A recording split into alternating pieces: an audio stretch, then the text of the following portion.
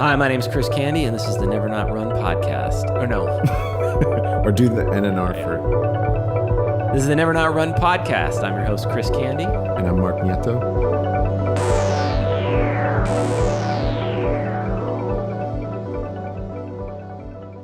Okay. All Here right. we are. We're back in the NNR podcast. In the ecosystem, in the world. Digital studio. The universe. Yeah. Well, hold on. Let me put my headphones on here. Hold on. Let's get serious. Yeah, there we go. Okay. Oh my God. This is episode number, it's so hot in LA right now. This is 18, episode number 18. This is episode 18. Big news this week, though. Lots of Yeah, news. before we get into Silver Lake Track Club, big news. It's just dropped. There's a new competitor in the watch game. That's right. That's right. Apple has come up with a new watch. It is their Apple Ultra watch. The Apple Have you Ultra. seen this thing? Oh, yeah. I was checking it out the other night. I love how they just fucking called it what it is. There's no beating around the bush who this is for. It's such a aspirational device. Do you feel like ultra running is finally mainstream now? Yes. If Apple has a watch named after it, then yes, it is peak. It's prime season for running. If you're not a runner right now, what are you doing? It's so in vogue now. They have a watch now. It's $800. It's got all kinds of stuff. The only thing that looks more interesting to me about it is it does look more substantial. Like more robust. And it's got beefier package. it's beefier. Yeah, exactly. As opposed to, I ran LA Marathon with like an Apple III watch. I had one of those. It sucked. Kept on crashing on me. My Nike runs would never transfer over to the app. It sucked. And my heart rate would always be jacked because the heart rate monitor wasn't accurate. I'm on a Garmin and I love the thing. Yeah, I have a Coros watch, and I've heard that you can't trust the heart rate monitors on the watches, though, that you have to get a chest strap if you want accurate readings. Yeah, I've heard that too, actually. That's very accurate. One of the features that stood out to me about the Apple Watch is the alert system that's on there. Apparently, there's some kind of emergency beacon that will that you can set off if you're lost or if you get injured in the woods. So I can imagine somebody during a race accidentally setting it off, not being able to turn it off, and then having to run with like a loud beep through the streets of LA. Okay, here we go. Apple Watch. Adventure awaits. Meet the most rugged and capable Apple Watch ever with a robust titanium case, precision dual frequency GPS, up to 36 hours of battery life. That's huge. The freedom of cellular and 3 specialized bands made for athletics and adventurers of all kind. And guess what? The best part is it comes out on my birthday, 9/23. So that's the big question here. Are you going to get one? I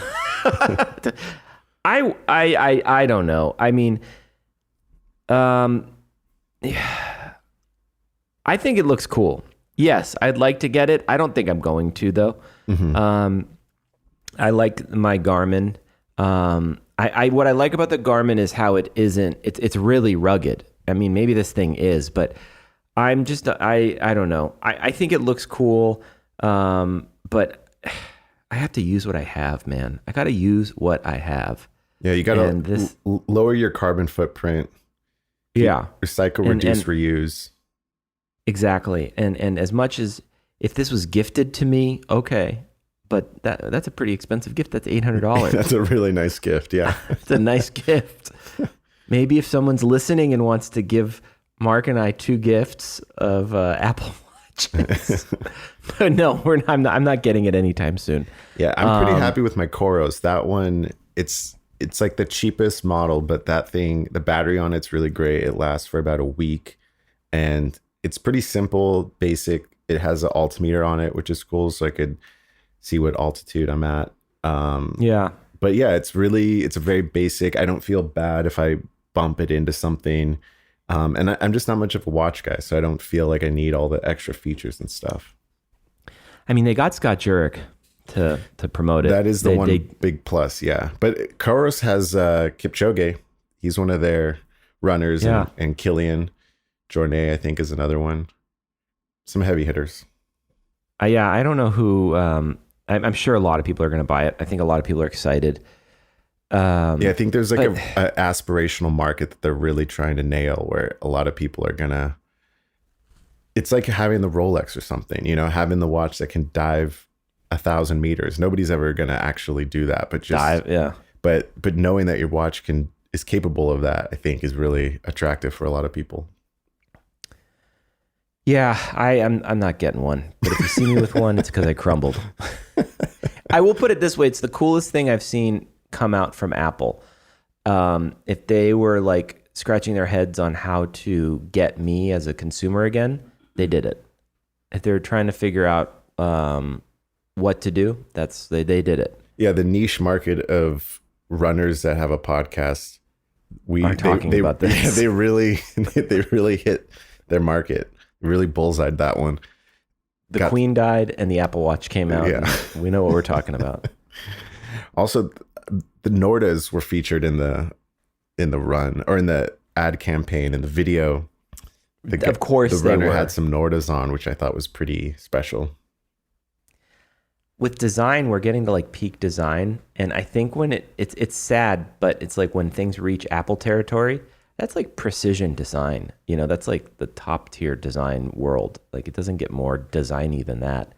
And I don't like it when it gets to that point. You know what I mean? It's just a little... when it gets too mainstream. I guess so. I guess my inner hater comes out. But congrats to everybody on the team that developed that goddamn thing. And it's beautiful, but I don't know. I also like, a nice funky little neon Garmin. Yeah. That's me. Yeah.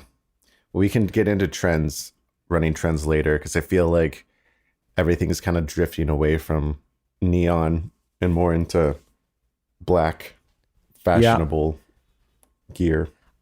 I like the diver watch band. That's the one I liked. It's like a yellow thing. That's kind of my style. But I'm not a diver.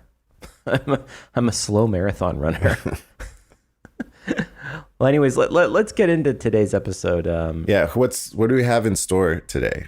Okay, so today we have 3 gentlemen from Silver Lake Track Club.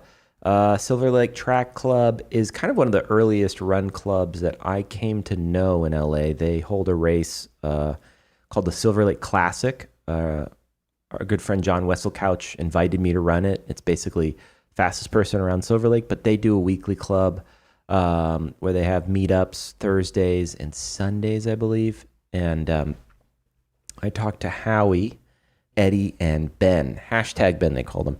Howie kind of started the whole thing, was really into the Silver Lake scene, was working in the hairstylist world. His wife as well was doing that, and just really, gravitated towards the lake. And Eddie's a local to LA. Again, found out about the club. And then Ben is kind of from what I could take, like they're all really incredible guys and runners, but Ben is kind of a little bit younger from what I understand. And he's kind of going for Boston, going for some big achievements. Ben is not on social media, so they jokingly kept on calling him #Ben. So if you're looking for him, that's where you're going to find him. But these guys were great. We had a really fun conversation in the back of Howie's hair salon over in Silver Lake, and I enjoyed my time. It was funny because I was sitting in like a remarkable amount of traffic that day to get to the interview, and so I came in full Kramer on those guys. I was just like boom, like they kept on going like calm down, and they were chilling, having a beer, and I was like, all right, let's get this thing going. And it ended up being a really great interview and a really great conversation. And I think if you're local to Los Angeles, and you don't know about them, you're going to find out some great stuff about the club. If you're interested in starting a club, they're a great club to model after. And also, I think this is something Mark and I have been talking about. We're interested in interviewing as many clubs as possible because it's just neat how each of them kind of work and the different tones that all of these clubs offer. Because I can say that this crew is different than, Koreatown Run Club or other clubs that I've come to meet.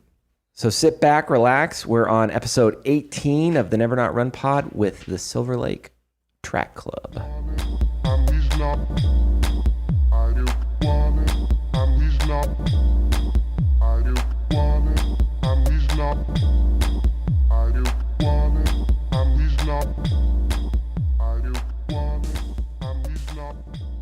Okay, this is episode 18. I don't have Mark here to put me in check of the Never Not Run Pod. We are here in the middle of the LA running community with one of the oldest running clubs that I kind of came to know of. I'm sure there's older ones, but Silver Lake Track Club. We are here. We're in the back of a hair salon in Silver Lake proper. Yep. Off Rowena. Let's get everyone's name, introduce yourselves, and who are we talking to today? Hey, what's up? My name's Howie Goldklang. I'm one of the co-founders of the club. Hey, y'all. You got Eddie here. I am one of the captains of Silver Lake Track Club. Ben, another captain. And I'm Chris, captain of the NNR pod. Yes. All right, so who's from Silver Lake here? Well, how's that come about? Silver Lake, I've lived in LA twice. Yeah. So I've seen Silver Lake in the 90s and then I've seen it now. Yeah. So, my wife, she worked at a spot, Rudy's Barbershop. Of course. And she was one of the people that helped open it in like 99. So that was sort of, for me, it felt like it was the edge of the city, and it's, totally changed since then. So it's like, just had a spot in our heart. And we moved back to New York where I'm from, moved to Milwaukee where she's from. And then our careers just pulled us back to LA in 2011, and like Silver Lake was always it. It's interesting too, because like I think when you come to LA, and you guys can all speak to this, there's only so many like key kind of running areas you think of. You have the beach on the west side. You have Griffith Park obviously on the east side, but one of the ones that people are just like always drawn to is the Silver Lake. And it's one of those like primary running spots in Los Angeles. And, for you, like, what was your first time? I guess maybe this is a great first question for the three of you guys here. What was the first time you ever ran the Silver Lake? So I'm no longer living in the Silver Lake neighborhood, but I lived here for most of the best years of my life, my bachelor years, pre-marriage. You can thank my wife for taking me out of Silver Lake, but I remember running the reservoir on my own. I'd run with run clubs in the city, but the reservoir was always just a nice way to escape city traffic and, get some mileage in. Also get a good view of people, right? Just people watching in general. So I remember running the reservoir back in 2017, 18. Early morning, late at night.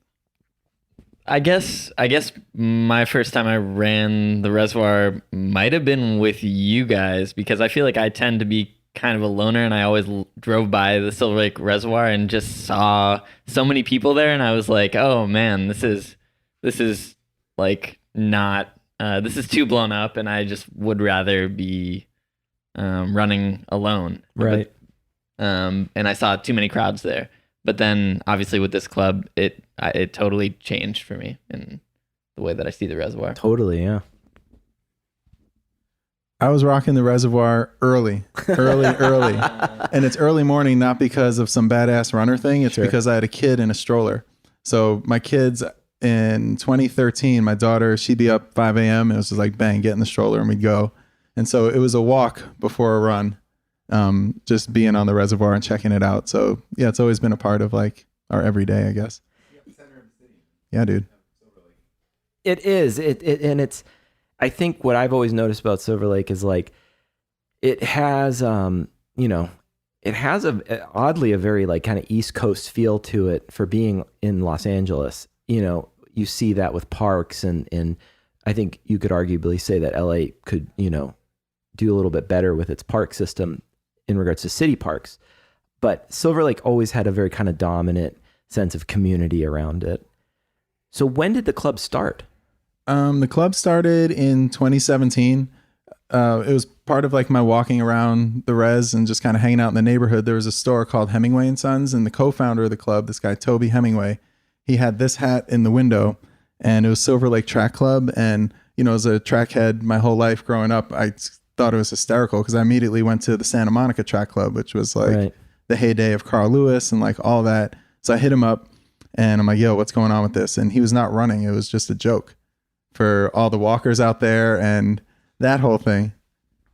I got to cut off Howie with this one here. So I was living in Silver Lake at the time, and I kept seeing this Instagram post of the Silver Lake Track Club. So I was running, and I was like, when is this track club going to meet? When do you guys meet? Shooting DMs. And it was like, we meet once a month for 2 miles. And I was like, that's it? This is the track club? But maybe I'm getting a little bit ahead here. Sorry, Howie. Stole your story. No. So that was part of it. I'm like, dude, we have to do something. So we rocked like one Saturday. We called it Second Saturdays. Okay. And it was around the reservoir. And that was it. And then we got it to where there's your 5Ks, 10Ks. There's all the types of races around the city. I'm like, let's use the reservoir. What if we did this barn burner, like 2 miler?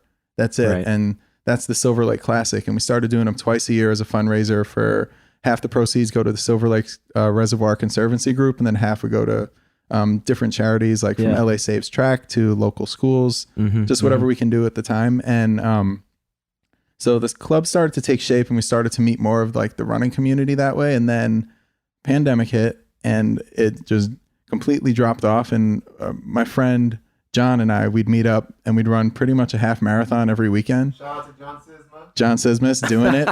And that we would say, yo, this is the Silver Lake Track Club, dude. We're back. And that started, we're coming up now, the pandemic got to where people knew how to be around each other again, I suppose. And so like September of 2021, we were like fully formed. We were like out and doing it with a schedule of Sundays and Thursdays. And it's been like that ever since. We're coming up basically on a 1-year anniversary in a couple of weeks. Yeah. The classic, right? I've run that. And how did that come to be? I mean, you just were looking to do something kind of like, where is that, the inception moment of that for you? It was Howie? just, I wanted to do something out of the ordinary. And I just kept hitting Toby. I'm like, yo, we got to meet. I never met the dude before. I'm like, we got to meet at a coffee shop. I rock up with my kid in the stroller on brand, Silver Lake Dad, what's up? And I'm like, we have to do this. Like the reservoir is here. You get the companies that give you the tagged bib so we can get a good time. And people start showing up. I mean, the course record right now is a 9:55. Dude, it's pretty swift. I know. I have a good friend, shout out to my good friend, John Wesselcouch, who is a really good runner and impressive runner, really competitive though. So I'm not as competitive, right? Yeah. But he, I kind of came to learn in the running community that, it just comes in the territory. Like we're all like lunatics. Like there's like a competitive edge to all of us in some regard. So John would talk about the Silver Lake Classic, and he just kept on going like, Rio, who runs it, he would he had like a course record at one point or come close to coming into first place. And, it was, and this kind of will lead me into my next kind of question I wanted to get into you guys with, but like, there was this like underlying community I noticed in LA in regards to our running community here. And we're having a moment right now. Like I think LA is having a really great moment for run clubs and for competition. And there's like a lot of great energy around that. But I have to say that like Silver Lake Classic is definitely like contributed to that. And it might be one of the catalysts, at least for what I came to know about the LA running community and being something that people wanted to do. Yeah, man. That's great to hear. I appreciate that. I think the thing that we do well is that we make running, I think we make running feel accessible. Right. All you need is like the Instagram and some willingness, and you can have a track club. It's not as complicated as it might be. And there's other clubs that have built themselves differently and have, really cool presence, be it like Instagram, or they have like affiliations with different like corporations in the running world, whatever it might be. But I think the thing that like our race did and the thing that we continue to do is we're always on that community, like indie rock vibe where people, we're approachable in that sense. Yeah, it's very organic. So I guess let's go around the crew and talk about like where running started for you. What was the first time I love this question actually. What was the first time you ran a mile? Well, that would definitely be in middle school or high school, Okay. being, forced to do it reluctantly, just like being the cool kid, like walking in the back or something, you know what I mean? Yeah, for sure, for sure. And struggling and not taking it seriously. Do you remember your PE teacher's name? Oh man, let me get back there. Mr. Schneider. Shout out. We're shouting out everybody today. Shout out. Yeah, man. He really didn't want to. He really didn't inspire me to run a mile. I'll tell you that. I know. He wasn't indie rock style run club guy. No, I know. So do you remember so you were always walking in the back? Yeah, just like I didn't take it seriously. I didn't have the inspiration. I didn't have that positive energy surrounding running until, later on, for sure. All right, we'll get to that transition in a second. But Eddie, what about you? Yeah, so I actually first mile. Yeah, I'd say middle school as well.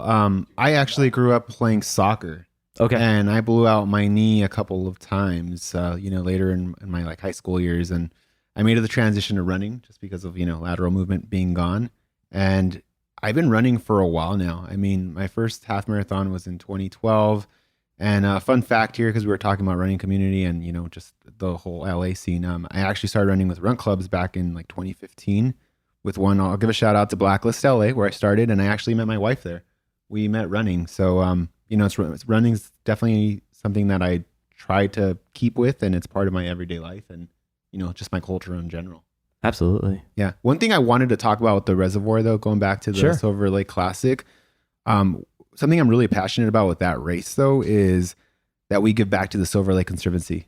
It is such. I really want to stress it to anybody listening. It's we like to get proceeds for that because we're all runners. We all use that space for running, so it's really our way of giving back and saying thanks to everybody that cleans it up and keeps it usable for all of us runners. So sorry. No, it's true though. It's a good point. Like we were talking to this guy, John Radich, who's this ultra runner, and he's done a bunch of really impressive runs, but he brings that up. Like we can always run for ourselves, no problem, but it is good and to raise awareness in some regards to other things. And I think that's like just such an admirable feat and something that's kind of built into our community. Mm-hmm. It's like a given almost. Yeah, I completely agree. So yeah, that's my first mile story. And I know I talked for quite a few miles, so let's let Howie talk. No. My first mile was, it was in 7th grade. I remember running it, and that was like the first thing where I fucking rocked it, man. I went out there and it was crazy, and it totally flowed, and it matched up with like how I was playing sports. Like I'd be on baseball teams and my batting average would go down, but I led the team in stolen bases and walks. In soccer, I'm always offsides because I'm like outrunning things. So it just became like the soft pat on the back. It's like, have you thought about running? Because all these other sports are kind of drifting away from you. I'm like, And I really thought about it and gave it a shot. And then from there, I went onto the high school team in like 7th and 8th grade. I was running like competitively really like quickly from it. Really? Yeah, it was nuts.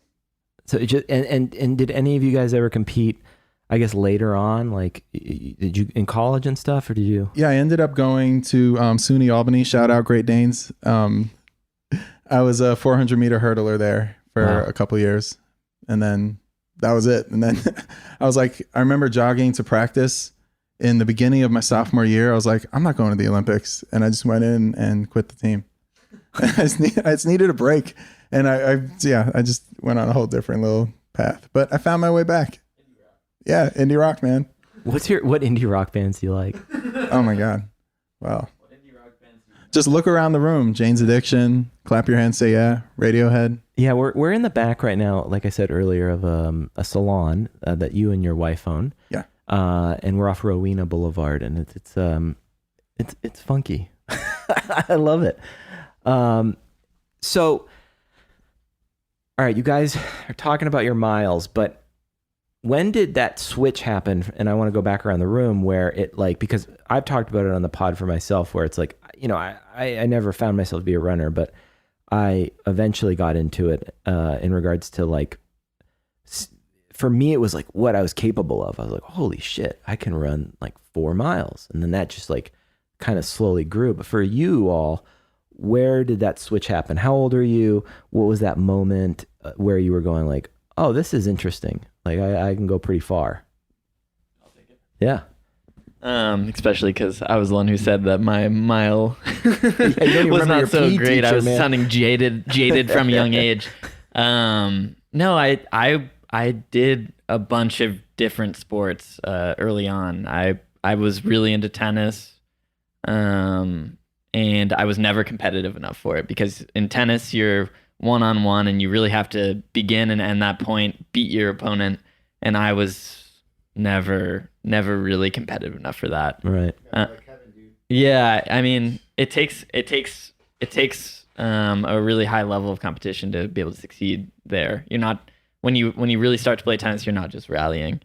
Maybe I'm wrong, but I was never. I was always like, slacker and not as good at that. Then I would always like, for commuting and for fun, do cycling and ride my bike a lot. Right. But I really messed up my back doing that. And then I was just on and off with all this kind of stuff. And I would do a little bit of that. And then I got to running. And it just really clicked and it locked in for me. It kind of, you're only competitive with yourself. Everyone is there to support you. It's really goal oriented. Sure. And people can help you set those goals. And yeah, I mean, besides that, just I just found that, once you find that rhythm, once you start hitting your goals, it's kind of like no other sport that I had done previously. Yeah, it's a really good activity to like be by yourself for sure.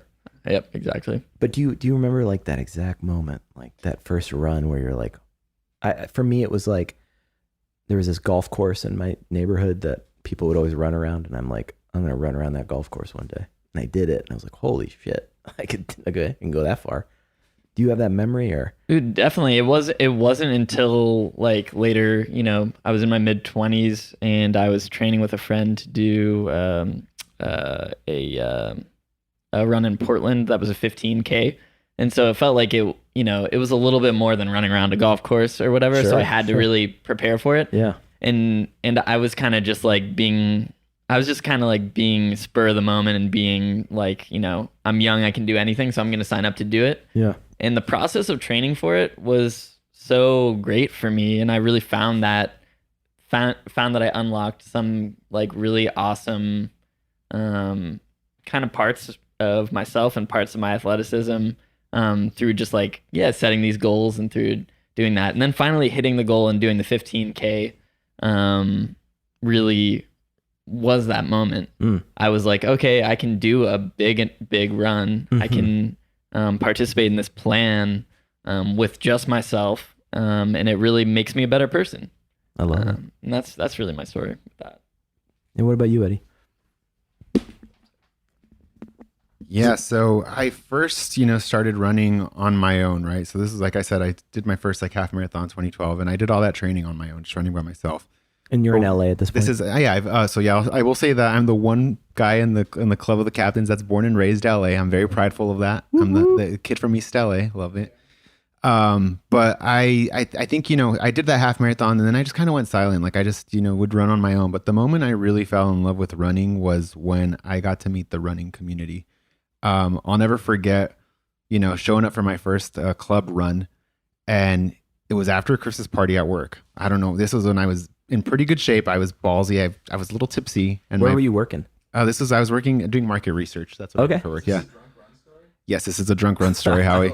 So I'm a little tipsy, and one of my college friends is like, come run with this group, just come out and, hang out or whatever. So we meet up in downtown LA, and, we're running, and it's just crazy to me. I'm like in this runner's high / buzz, like just looking at the city lights and the nighttime, running with a group of people that each has their own unique story, right? And they're each on their own unique mission. And Chris, I know you mentioned earlier that like you have your friend that's fast, and you're like, I'm not really like a speedster. Well, I don't consider myself a speedster. I'm not like Ben over here, Mr. Boston Ben. But I liked it for the long distance. I liked, just being able to train with a group of people and just, be in it for the long haul, get to hear their stories. And it was definitely the community piece where you have an outlet, right? Like, I mean, I would think about socializing with my friends in my 20s and it's like, let's go to the bar, Right. let's go to the club. This was definitely a little bit different. This was like, we're still getting that conversation in, we're getting that runner's high in, right? And we're doing something nice, and then we definitely are enjoying that post-run beer afterwards, but it's like, it hits different. It feels like you've earned it.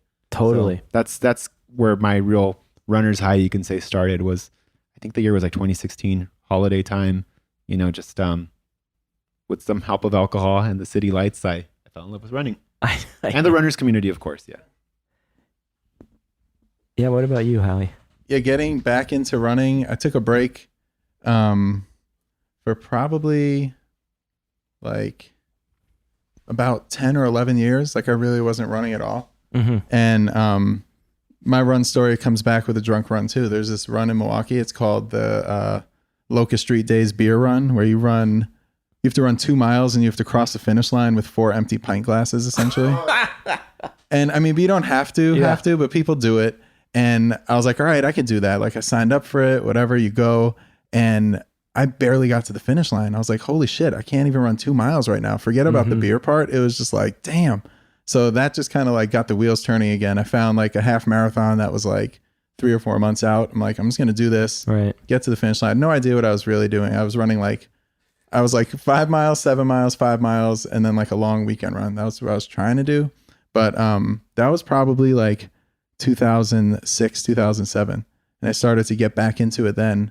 And when I moved back to LA I did in 2013, I did the marathon. That was my first marathon. In 2015, you did LA. Yeah, I did LA, and that was my first marathon. My second marathon I just ran 2022. So I'm not a marathoner. Right. But it was more of just I started to really think through like my running career, and I got back in shape and I felt fine for LA that first time I did it. But what I started to do is I realized that I competed and medaled in every event from 200 meters up to what? Right. And it was every track event that I could think of. Like, I was like, holy shit, I did the 3000, a steeplechase, like the weirdest stuff. I'm like, damn, Whoa. Now I got to start knocking down 5Ks, 10Ks, half, Yeah. whatever. Marathon's definitely my limit. I cannot go a step past 26.2. Yeah. I could walk to get my stuff, but that's about it.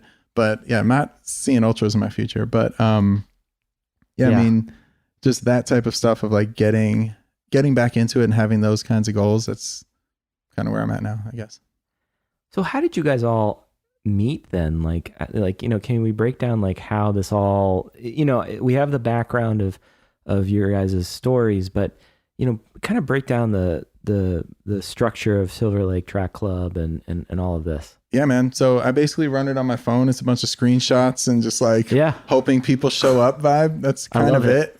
Like I'm posting in line at Trader Joe's. I'm posting like while I'm waiting coffee to brew, that kind of thing. So I consider myself the luckiest person here, man. It's like Eddie showed up one day and I remember at the end of the run, he was like, I've never run with a group where everybody kind of finishes together. This is cool.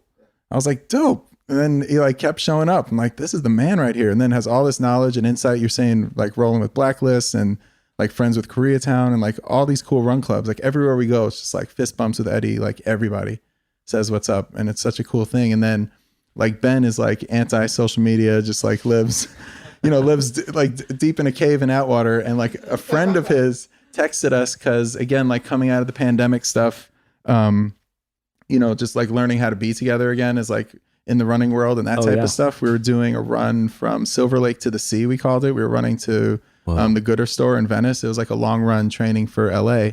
And this dude was like, hey, I have a friend who runs. I was like, you're messaging us on behalf of somebody? Like, what's going on? Like, it's like he's either like super high profile or super high. Right. Yeah, just whatever. And I mean, it's like luckiest text exchange I had because then this dude comes in and it's just like the insight, like the motivation, like the kind of foundation that they bring. And then it kind of like keeps me going and keeps me thinking and wanting to like get, you know, people to continue to like grow as athletes and grow the team. It's like definitely through these dudes. So, you know, Eddie, what do you feel like then for a good run club? What do you feel like Silver Lake? I'm not trying to say like what sets it apart, but what do you know, how do I word this? what makes yours unique, and how do you view all the other clubs? Because you've kind of been here historically and seen a bunch. Yeah. Where do you guys fit in the picture, and what do you love about it?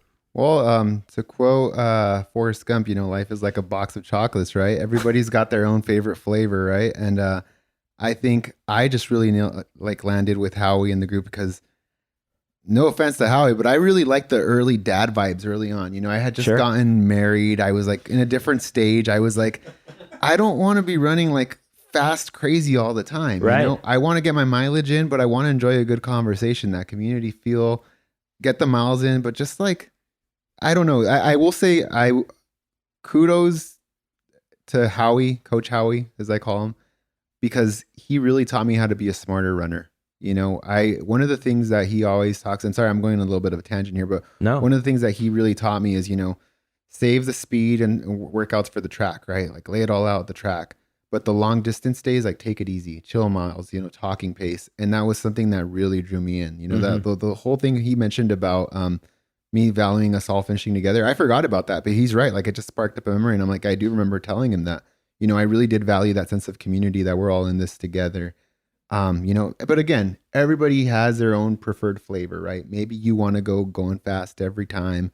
I'm not saying we don't, but like, maybe you like that. I've just really appreciated the laid back value. And at the time I was living in Silver Lake. So it was just like a shout out to my community, right? Like it was just like, this is my neighborhood. This is why I'm going to rep it. I think Howie mentioned, me running with other clubs, but it was just like, I didn't live in those areas. Like Silver Lake was my hometown at that point in my life. So it was like, I'm going to rep my hood, Totally. So that's basically it. Yeah. And then you're living in under a rock in Atwater, or no, you're in Eagle Rock. Where are you? Atwater. All right. So how the fuck do you end up here, man? Yeah, I mean, as Howie said, I was training for my first marathon here in LA, so I guess 2021, and I was getting to those long runs, those 20-mile runs, and I was like, you know what? Like, I should probably like have some company when I do this, and like make sure that I'm doing it right, and like learn from other people, and yeah, I mean that was the first, and I just kept coming back because of exactly what Eddie said. It's a community. But no social media for you. No, I've never had social media. Dude, you're so lucky. Yeah, if you ever want to find me, just do hashtag Ben. It's me and Benedict Cumberbatch. I mean, obviously there's only one that matters in the hashtag Ben, but and it's you. Yeah. So you're training though right now. Howie was bringing up to me, you're training for Boston right now. No, I'm trying to qualify for Boston. Yeah. Okay, and then what? He's basically gonna get there soon enough, so he'll be there soon. So where are you going to go for that to qualify? Give us your process on that. Give us that story. I mean, so definitely the whole process, I try to make it, really, public for everyone who comes out to the Silver Lake Track Club runs, because I want people to really trust the process. Right. I want people to really hear what Howie and Eddie, they're really harping on, and like really see it in action. And so the process of me trying to get to Boston is the process that anyone can take showing up to our track club. Right. And you can start from, you've only run a couple miles in your life. And I know it takes a long time, but this is the process, and I try to show it. So for me, getting to Boston is me really being dedicated to a schedule, me really listening to my coach, me really listening to my peers, and me showing up for everything we do. Right. So are you going to qualify? Do you have a race like on the horizon that you're going to run in order to qualify for Boston? What's your time for your age group? Yeah. So yeah, I'm just turning 30 tomorrow. Yeah. Virgo but that doesn't status. really help with Boston, to be honest. No, it doesn't. I remember that day when I saw like my first, whatever it would be. I'm like, oh, fuck that. I didn't even look, but I'm pretty sure 30 is in the same group as 29, and I'm still pretty screwed. I think it's like 3 hours and 5 minutes marathon. Okay.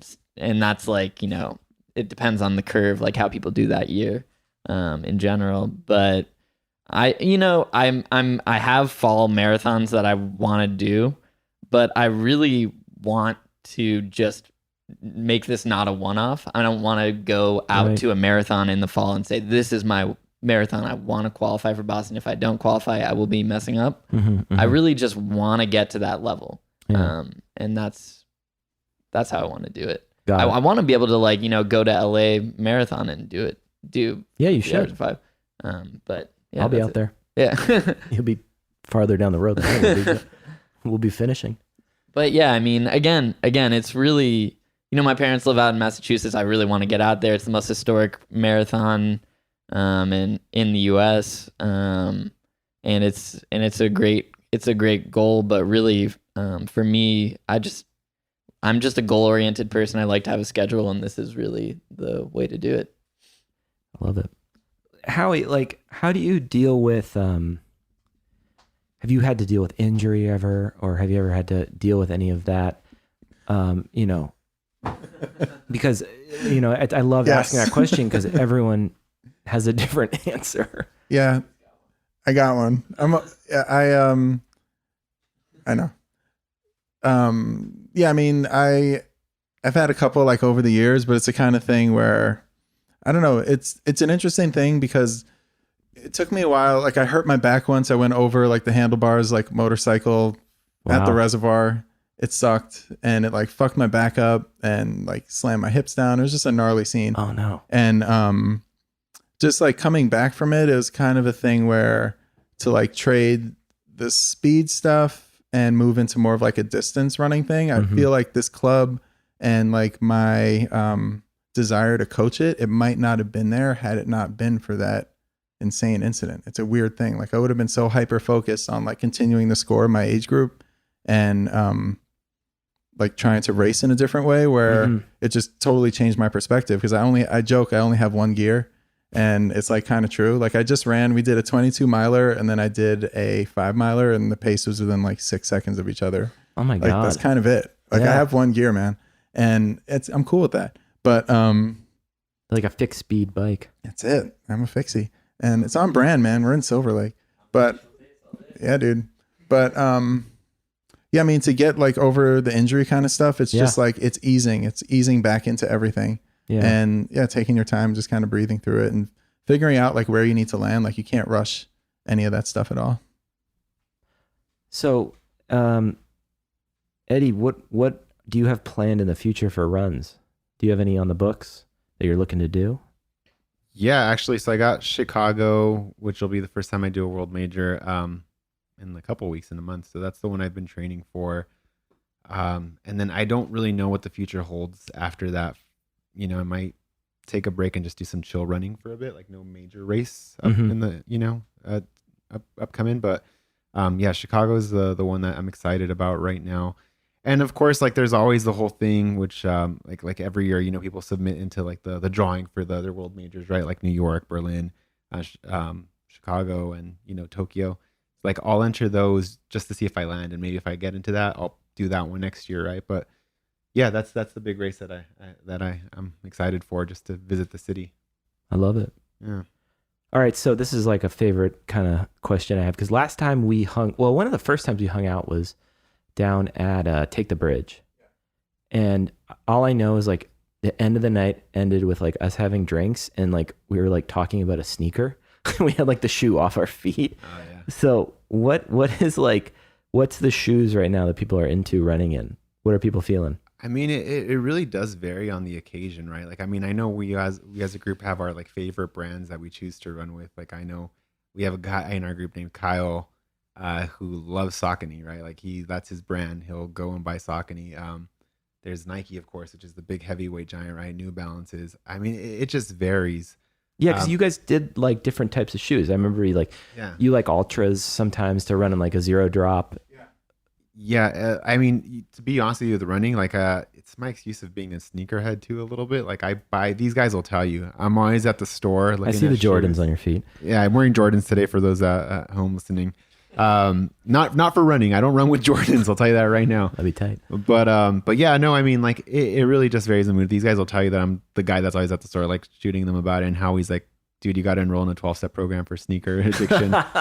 But yeah, no, I mean, the big thing is Nike right now for me, at least for longer races. I'm a bigger dude. Like I'm a heavy hitter to the ground. So I try to wear the padded up, like alpha flies whenever I'm going to do like a long marathon. Yeah. Right? And I'm trying to focus on speed, but I do like my Sauconys with cushion, and I wouldn't say I'm exclusive to a brand, but I guess I'll give Howie a chance to talk. Yeah. What about you? Yeah, Howie? ultras I ran in for a while. They're dope. I've come to find like with our crew and like where we're running, like the terrain in the neighborhood, track nights, like at the reservoir, whatever. We've been really fortunate in that really cool like companies that are just like left of center, let's say, Yeah. are sending us stuff and giving us a chance to like feel what that's like and like Cool. get into their vibe, and you start to read up on them and you kind of like embody like the spirit of what some of these companies have, and it just like, you know, reinvigorates like your mind and thinking around running. And one of those is On Running. They've been really cool Yeah. with bringing the community together like at different hikes and runs, and been super generous with fitting us and sending us things. Ultra also has been dope. Nike's always there. They're a mainstay, and you know, it's like a take it or leave it thing. I think that they do way more good than you know, certain reps might get, or rep, whatever. And I don't know. What about you, Ben? I all right, the trippy guy living under the rock is speaking again, but I would say, I would say for sure that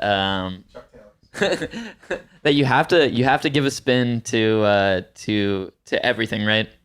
So I got fitted in some really nice shoes at a local store. You know, they have you on a machine that really analyzes your gait and the way you stand, and they'll make a decision on what shoe you should get based on that.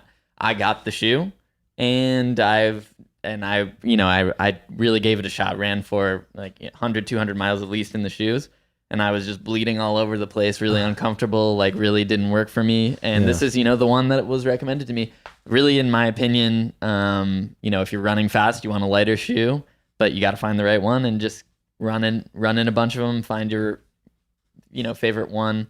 Don't even look at the brand, in my opinion. I mean, there are all these great brands there. I love Nike's story, and I, you know, respect all the other, you know, outsiders coming into the shoe game. But really, at the end of the day, I would say don't even look at that, and just make sure it fits right for you and you feel comfortable when you're running. Totally. I agree. Yeah. It's more of just a curiosity. Like we're kind of like gearheads on the show anyways. And like, you know, we all come from design backgrounds or know about that world. And so, but I've also mentioned it on the pod too. There was a runner he's from Africa. I think he was Kenyan. He's an actor actually. He's named Willie. He's a character actor.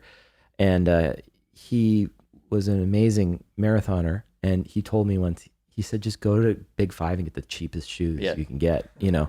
Doesn't really matter. And I always kind of remembered that. And it's just interesting to get perspective. But that is also what I like about going to the marathon too, is you just see so many different walks of life running it. And then I'm always checking what they're running in it. And like, you know, it's just a grab bag of what people are into. But it is kind of interesting. But I totally understand that sentiment. Oh, for sure. So Howie, what can break down like the weekly schedule then, or how you're planning out the year for Silver Lake? Sure. Year round, we have our Sunday morning runs. We do like the Silver Lake Loop, and it's always at 7 a.m. Okay. And it's a 5-mile lap around the neighborhood. Yeah. And then Thursday night, we do track night. And that's the one like I take the most pride in, because I kind of look at the different levels of runners that we have. And we have some folks like Ben and a handful of others that are like leaning into the Boston experience, or just like their highest level marathon experience. We have a couple folks who are really like taking down some competitive 5Ks and 5,000 on track. And we have people that are just doing it to kind of like shift gears. And I call it flossing your hips. Like we're always running on the roads, and that does a certain thing to kind of like drilling us down in our bodies. But something that kind of gives you air and kind of renews how you're able to run, and gives you like a freshness and a certain way towards recovery is by speeding up and like literally flossing out those hips and just kind of releasing some of the shit that gets in there when we're just hammering miles all the time.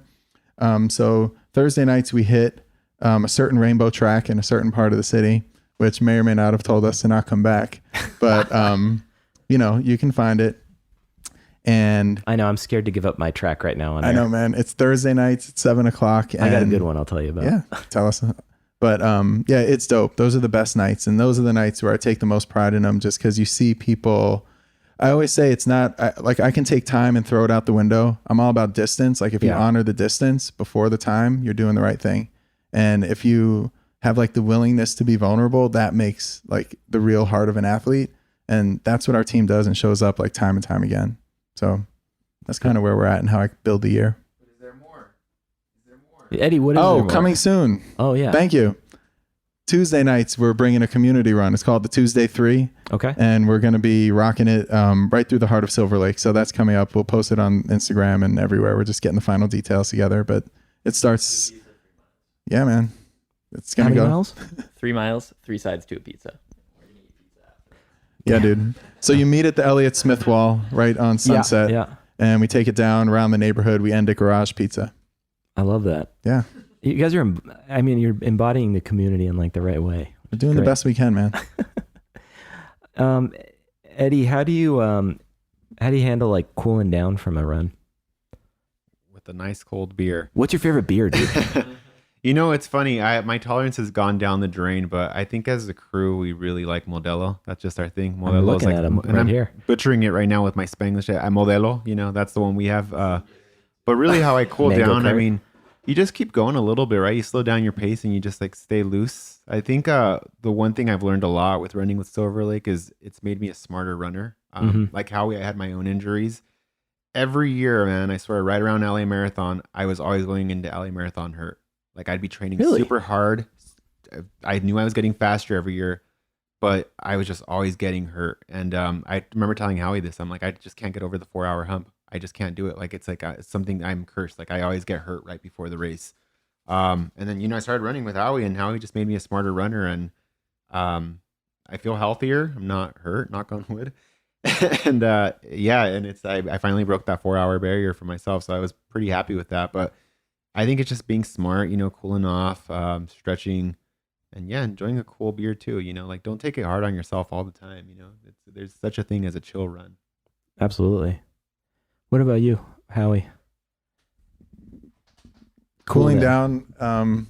It's usually just 2 laps. No matter what we do, all I need is 2 laps, just kind of mellow out. And for me, it's more of like the mental thing of just really like, you know, running in general, just like take it a step back, or just where my mind's going is like the mental health aspect of it before it's so like mainstream now. That's a big part of like why I'm out there and what we're up to. And I think in the cooling down, it's just kind of like, you know, a centering thing, a way of, you know, taking in the workout, thinking about what you did, what you didn't do, what you could do next time, like shouting out your homies that you ran with, that kind of thing. And just like, it's mellowing all of it out. And it's all of like the mental stuff. It's like your body's going to be your body at any age. Fast is relative to, you know, how you see the world going as you accelerate, all those kinds of things. But it's just, how you view it and how you think about it. So in that cool down moment, it's just kind of like pulling it all back in together. Definitely. Yeah. I find that interesting too. Like with Eddie, for example, like what were you talking to him about breaking that 4? Cause I've only gotten to like, I'm a slow runner, right? But I've gotten like a 5-hour marathon. I'm trying to break 5, but like, how do you talk? Like for me, for example, I just feel like I hit a wall, right? I'm like, when that 20 hits, I've run LA Marathon 4 times now. It's just like after 20, I'm just like, I turn into like, quicksand man. I'm just like, so it's like, what is your approach? I think the approach, I mean, that's the cool thing about our club. Like we're big enough to where there's like momentum on the track and at workouts and stuff, but we're small enough to like create like individual conversations and moments and plans for people. Right. And I would think just like at a glance off the top of my head of just like going down your times, like how you kind of don't bank the race necessarily, but just climb down every 5K towards your goal time, that sort of thing.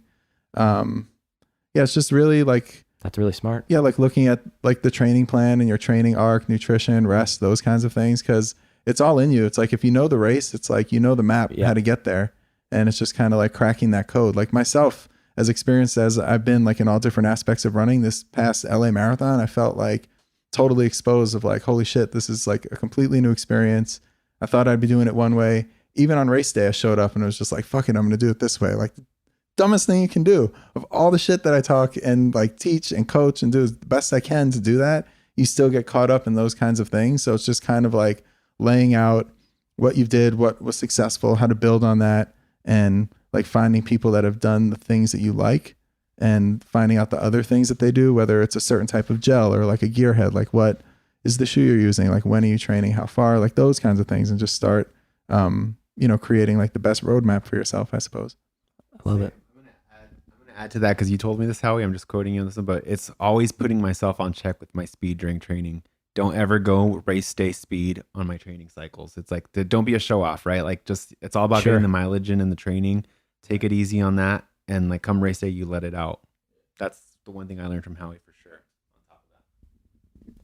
It's true. It's so psychological. That's the one thing I can definitely attest to. I'm like, man, the mind body connection with running is so big. Yeah. I mean, I recommend a 22 miler, everybody in their training, from Hal Higdon to whatever you want to Google. It says do X amount of 18 milers and 20 milers. Yeah. Cause Hal only goes up to 20. Yeah. The 22 miler, it just like brings you past where you need to be, in terms of like, everyone talks about the wall, and 20 miles is the wall, and that there's the last 10K, there's the last whatever. So it's like, you can go through that wall at your own pace with your people when you're comfortable, do that thing and just get yourself through to 22 miles. And then 4 miles, it's just for people in their marathon mode. 4 miles is nothing. You're out and back. Yeah. That's it. And it just takes on, like, you see it through a different lens when you have like 1 or 2 22 milers on your calendar. I'll be picking your brain because I'm going to be running it next year. So yeah, man, we're here. He's a good guy for brain to pick. Yeah. I'm doing it. That's a good brain right there. Well, we're kind of getting somewhere near the end of the show, but I wanted to ask about everyone's kind of runner's high, and take as much time as you need to. But Ben, what does like a runner's high mean to you? That hat, Ben. I mean, that's I guess a tough question, because I feel like you experience it in different ways and different reasons. Yeah, as Howie and Eddie said, we, for most of our runs during the week, we kind of tell people what we tell people to do, and what we do ourselves is run at a conversational pace. So honestly, a runner's high can be even just having an amazing conversation when you're running, right? Like, that's like one of the things that keeps me out there. And I get to experience that all the time, and that's what keeps me coming back. But obviously, I mean, we can't be sitting here talking about marathons without saying, like, the runner's high you get from running a marathon. No matter what time you finish it at, getting across that line, doing 26 miles is different than 22. It's, just pushing through all that you've pushed through during those 26 miles, and how you got from, the start line to the finish line, and all the emotions that you went through during that whole process. You do get this crazy runner's high where it's completely different. You get all giddy, and it's all fun. You get your free little beer, the Heineken at LA Marathon or whatever. No. So lame. How he gets to hit his doobie. But I mean, there's all different kinds, but yeah, marathon is definitely one. Eddie? Yeah, Eddie, I know you talked about it a little bit earlier, but what about for you? Yeah, I think the high varies, right? So when you're running with a group of people, it's that, camaraderie of, the conversation and the different goals that you're hearing. And it's just that focus that you get. It's less of a high, but it's of a focus. And then there's running by yourself. And, that's always led by like a good playlist, just some good music to hype you up. But what I like about running by myself too sometimes is I feel like when I'm running, the whole world is on pause, and it finally lets me get to my thoughts. Like, there's so many thoughts you have in your head, but so much distractions from the day, living in LA, traffic, everything, right? But when you're running, you get that runner's high where you can finally pay attention to your thoughts, and you get that moment of clarity. And it's just so great for the mental health aspect. Definitely. My runner's high, it happens often. I'm big into like the plant enhanced running. So company like Off Field, they're super dope. They're really supportive of what we do. They're like a leader in like CBD and soon to be THC products that are made for movement. I love it. For runners, their big focus is running and tennis, and you can ask them why one day, but I'm grateful for the running part of it. And there's a lot of like products out there that it helps with like performance and recovery. And if I didn't have that, like my One Gear, like Tin Man running vibe I got going on, like I'm definitely able to like get to the start line, whatever it might be, whether it's my own runs or with the dudes or the crew, whatever it is, because of stuff like that. And like the real runner's high, it's like when I think about, like my mind drifts. Like I remember reading Phil Knight, right? That's the Nike dude. Yeah, Phil Knight, his book Shoe Dog, and like recently watching like some documentary stuff about him. He talks about when you get to around 8 or 9 minutes, that's when like all of the things scientifically, because Nike will do the science, we just kind of like sit and nod and say okay. But around 8 or 9 minutes, it's when like the sea change occurs in your body. The warm up happens.